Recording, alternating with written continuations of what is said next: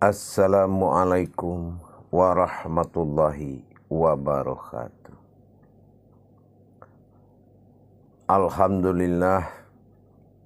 Alhamdulillahi rabbil alamin.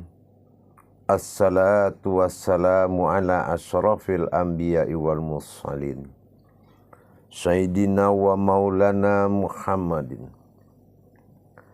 Ashhadu an la ilaha illallah wa ashhadu anna Muhammadar Rasulullah. Allahumma salli ala Sayyidina Muhammad wa ala ali Sayyidina Muhammad.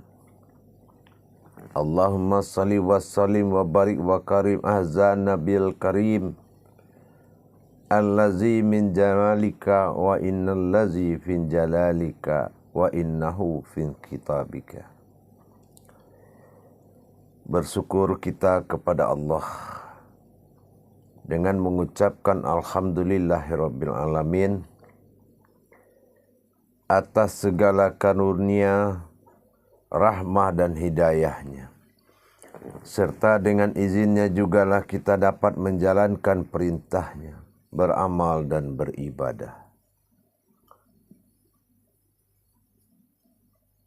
Tidak akan pernah kita lupakan. Marilah sama-sama kita panjatkan puji dan salam kita kepada junjungan kita Nabi Allah, Nabiul Akhirul Zaman, Rasulullah Muhammad sallallahu alaihi wasallam. Atasnya, kalamnya dengan mengucapkan kalimah Allahumma sholli ala Sayyidina Muhammad wa ala alihi Sayyidina Muhammad. Para jemaah yang dirahmati Allah, bertemu lagi dengan saya, Guru Mursyid Syekh Nur Muhammad Buya Irwan Maulana Al-Khalidi, dalam channel kesayangan kita, Tholabul Ilmi Majelis Zikir Ma'rifatullah, dalam channel Buya Pasaman Timur, Sumatera Barat dan Jakarta. Para hadirin, para jemaah yang dirahmati Allah. Pada waktu dan kesempatan yang dimuliakan Allah ini, saya akan berbagi wawasan kepada kita semua yang insya Allah mudah-mudahan bermanfaat buat kita bersama. Terutama wawasan mengenai fitrahnya Allah. Apa yang dikatakan fitrahnya Allah, yaitu titipan Allah.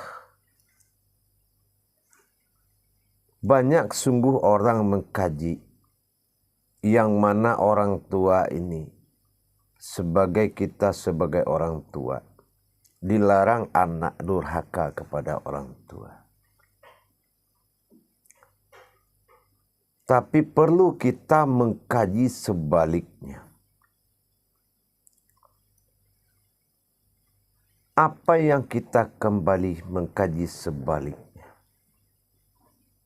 Saya tidak akan mengkaji cara merawat anak, mungkin lebih bisa ibu-ibu daripada saya. Saya juga tidak akan mengkaji bagaimana mencintai anak, mungkin lebih hebat ibu-ibu daripada saya. Dan saya juga tidak mengkaji bagaimana caranya mendidik anak. Mungkin lebih hebat ibu-ibu dan bapak-bapak daripada saya. Tapi saya hanya mengingatkan timbal balik daripada hubungan kita orang tua dengan anak di mata Allah. Timbal balik. Arti kata timbal balik, sering dikaji kelakuan anak kepada orang tua yang bersifat durhaka. Saya sangat setuju. Bahkan setuju sekali. Kalau anak itu melawan kepada orang tua, ingkar, murka. Jangankan orang tua, alam pun akan murka. Tapi sebaliknya, anak itu adalah secara akidah dan akhlak adalah rakitan orang tua. Tapi akidah dan akhlak, apa yang dilihatnya, apa yang dia rasakan, dan dia munculkan, dan itulah yang harus kita lihat. Hasil karya kita dalam bersikap dan berkata kepada anak. Saya hanya menghimbau dan mengingatkan hubungan status kodrat anak dengan Allah yang perlu dipikirkan. Mungkin pemikiran seperti ini tidak berlaku atau tidak mungkin dipikirkan. Tetapi di sini adalah kuncian dari segalanya. Kenapa kita kaji bahwasannya kodrat anak itu berhubungan dengan Allah? Kita percontohkan Nabi Ibrahim alaihissalam. Dikala beliau tidak mendapatkan keturunan, beliau mendapatkan wahyu dari Jibril, perantara Jibril dari Allah Subhanahu wa ta'ala, bahwasanya peluklah seorang anak, gendonglah seorang anak dan bersandarlah kepada Ka'bah dan berdoalah di hadapan anak itu. Insya Allah dikabulkan oleh Allah, kata Jibril. Amanah dari Allah. Setelah Nabi Ibrahim alaihissalam mencobakan, ternyata lahir anaknya 2 orang. Mendapatkan keturunan 2 orang, yaitu nabi-nabi keduanya. Dia dapat anak adalah nabi. Dia melahirkan 2 orang nabi karena dia mendapatkan anak dari berdoa perantara anak.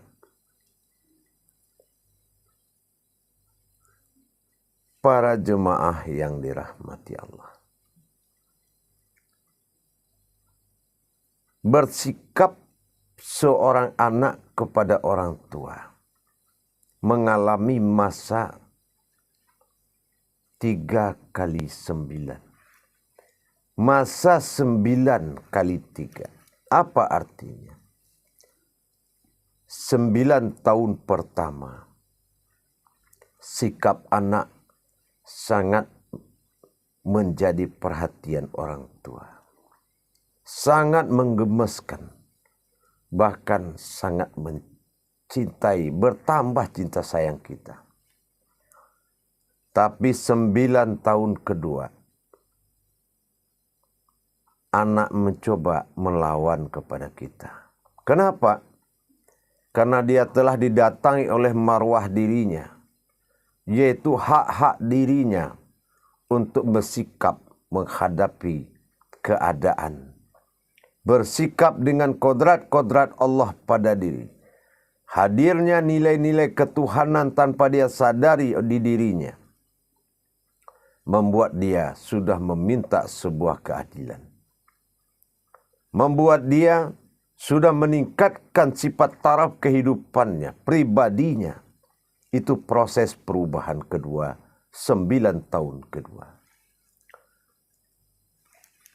Masa inilah yang sangat rawan bagi orang tua. Dan yang ketiga, yaitu 9 tahun ketiga, masanya dia menentukan sikap. Menentukan sikap dan mengambil keputusan hidup yang mana orang tua hanya menasihati, bukan menghakimi anak. Tapi sepenting-penting kaji yang kita sampaikan tadi, ada di balik ini rahasia yang harus kita pahami sebagai orang tua. yaitu mengenai pengaruh buruk kita selama dia menerima dan merekam kepada kejadian di rumah. Yang kedua, kita melihat dari sisi ketuhanan kepada anak. Anak itu statusnya misteri dari Allah. Sangat misteri sekali. Kenapa saya bilang? Kita tahu, lam yalid wa lam yulad. Lam yalid wa lam yulad. Allah itu tidak beranak dan tidak diperanakkan. Tetapi Allah menitipkan seorang anak. Bisa enggak kita bayangkan apa makna di balik ini semua? Lam yalid wa lam yulad. Tidak beranak dan tidak diperanakan. Kemana hakikat dari kalimat itu? Sedangkan Allah menitipkan seorang anak. Anak itu titipan Allah Subhanahu wa ta'ala. Disinilah menjadi perhatian besar bagi kita. Dan terbayang enggak yang kedua? Di balik misteri ini, apabila kita orang tua yang bersalah kepada anak, adakah pintu maaf dan adakah hak anak untuk memaafkan? Dan adakah hak orang tua meminta maaf? Bukankah itu berdosa kalau orang tua sujud kepada anaknya dengan kesalahannya? Berarti peluang untuk memaafkan bagi anak itu tidak ada. Karena urusan kita kembali kepada Allah. Lawan kita itu Allah. Allah yang menjadi tantangan diri kita kalau anak itu disakiti. Para jemaah yang dirahmati Allah. Hak-hak mereka sejak mereka akil balik. Sejak mereka itu memulai akil balik hidup. Rezeki-rezeki mereka. Kita tahu kalau sudah 30 tahun, 35 tahun, 40 paling lama. Rezeki pribadi seorang laki-laki itu sudah tidak ada. Melainkan rezeki anaknya sendiri. Bahkan untuk mereka kita hitung-hitungan. Untuk mereka kita menipu mereka. Untuk mereka kita membentak mereka. Padahal itu haknya dia. Mereka hanya menangis dan menangis. Kita selalu menghujat dia dengan kata-kata sulit. Miskin, susah. Membentak dia. Padahal kita menjalankan nasib dia. Pintu rezeki di tangan dia. Dan bagaimana kita meminta maaf setelah dia kita jadikan anak durhaka. Yang menjadikan durhaka siapa? Kita. Buktinya apa? Kita bersalah kepada dia, tapi dia tidak bisa menerima maaf kita. Dan dia ingkar. Dia tidak bisa menerima maaf sementara orang tuanya bersalah kepada dia. Tertutup pintu maafmu kepada anakmu. Di mata Allah. Mungkin di mata kamu dengan anak dan kamu kasih jajan. Duit banyak. Harta banyak dia bisa maafkan. Tapi yang menitipkan anak. Lebih menyaksikan action dan perbuatanmu. Di dalam menciptakan akhlak dan anak ini tadi. Mungkin di depan mereka. Kamu bisa melemahkan hatinya untuk memaafkan. Tapi Allah tidak memberikan hak menerima maaf orang tua kepada anak. Kenapa? Apapun sujud sembah kita memohon, yang namanya orang tua tidak mungkin menyembah dan sujud kepada anaknya. Padahal dia bersalah. Berarti hakikat daripada itu semua, kita rupanya telah bicara dengan sebuah dinding yang mana suara kita kembali mental kepada si pemilik anak. Allah Subhanahu wa ta'ala yang menitipkan. Mentang-mentang kita yang memberi dia makan. Mentang-mentang semua kehidupan dia dari kita. Tapi jangan lupa, kekuasaanmu tidak meliputi sekalian alam, wahai orang tua, melainkan kekuasaan Allah.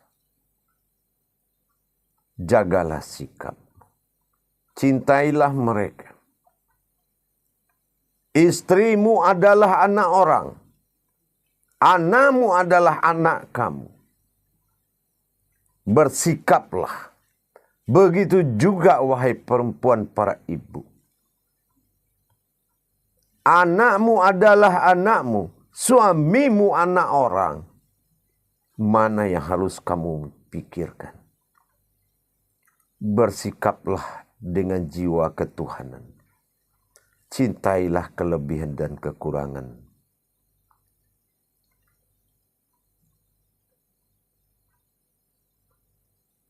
Hal-hal yang mereka tidak tahu, tidak pantas kita ucapkan. Apalagi kita membicarakan dengan suami istri tentang ancaman kehidupan kita. Itu yang merusak mental itu anak. Mengatakan kata-kata susah dan memberikan kabar di rumah kehidupan sudah sulit dan mengatakan ketidakmampuan tidak ada. Ini pukulan, ini menghancurkan mental atau membunuh anak dalam Al-Quran. Dia sudah takut menghadapi keadaan. Dia sudah terpukul mentalnya karena kita berbicara di depan mereka tentang kehidupan. Apalagi kita mengungkit-ungkit apa yang telah kita berikan kepadanya. Dan ingatkah, kalau kita mendidik anak dengan kekuasaan, bukan dengan tuntunan dan ilmu, sampai usianya sekarang, apakah dia sudah mengenal Tuhannya? Jangankan kepada anak, 3 perkara kebesaran Allah dalam diri. Sejak saya kasih akal, kata Allah, sejak aku kasih engkau akal, sudah berapa orang yang benar? Sejak aku kasih engkau iman, sudah berapa orang yang taat ke dalam agama? Sejak aku kasih engkau ilmu, sudah berapa orang yang kenal dengan Allah? Apalagi anak.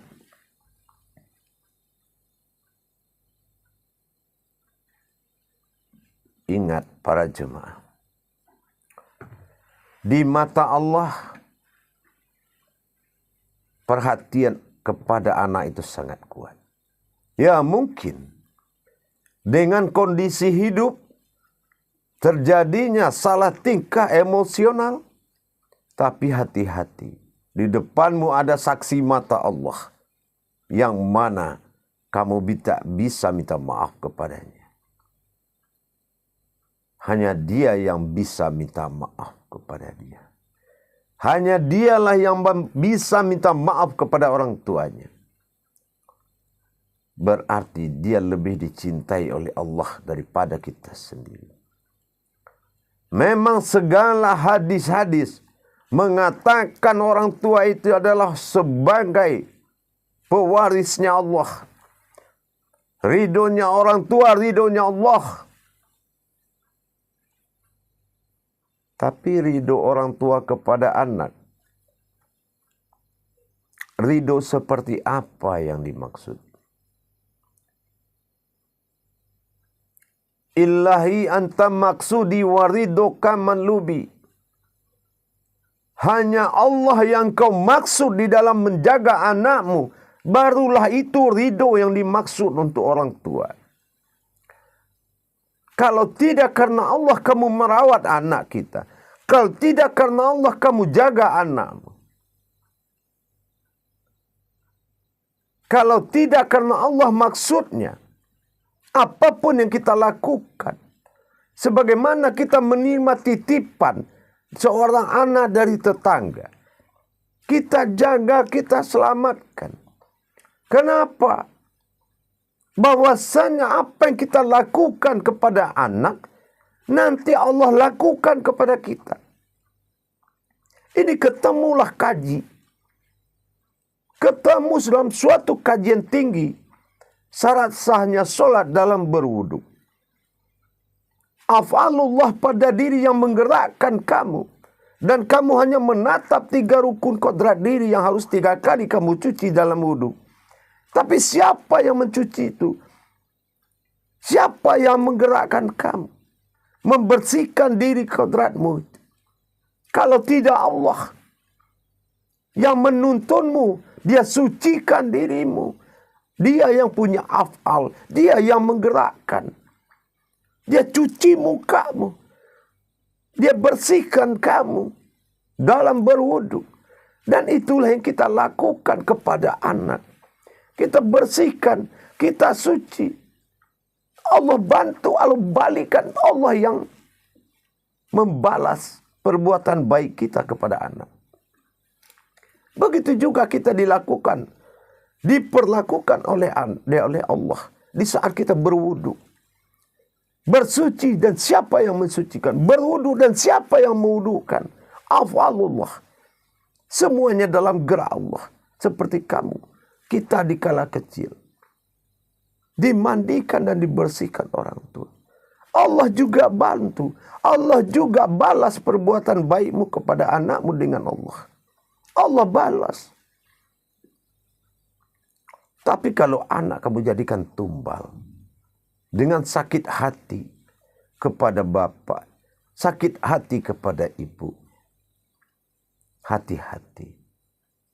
Murka Allah itu sangat cepat. Murka Allah, demi Allah tidak akan selamat hidupmu kalau anak menjadi sasaran hidupmu. Para jemaah yang dirahmati Allah, mari kita cintai mereka. Sekali lagi saya sampaikan, soal merawat anak saya kalah dengan ibu-ibu. Soal bagaimana mengatur anak saya kalah. Soal bagaimana mendandan anak kita kalah. Tapi saya hanya mengingatkan sebagai seorang guru mursyid. Hati-hati.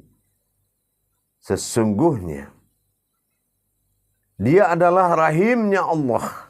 Kamu rahimnya manusia. Ingat. Tidak beranak dan tidak diperanakan. Yang keluar bukanlah yang beranak. Yang mengeluarkan bukanlah yang diperanakan.